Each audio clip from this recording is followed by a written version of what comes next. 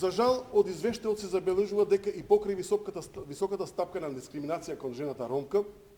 особено при вработувањето, сепак бројот на поднесени престапки од заштита за дискриминација е многу низок. Ако земеме во предвид дека 407 новоотворени случаи во 2024 година и од кои 40% се за потенцијална дискриминација на работно место при вработување, имаме само 3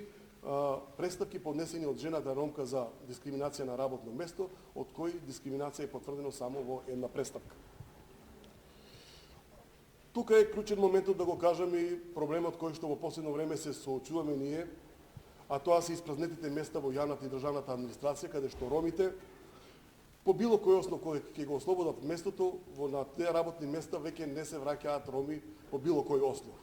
И затоа ова е сериозно прашање на кој што ќе треба сериозно да размислиме и како институции и како граѓани.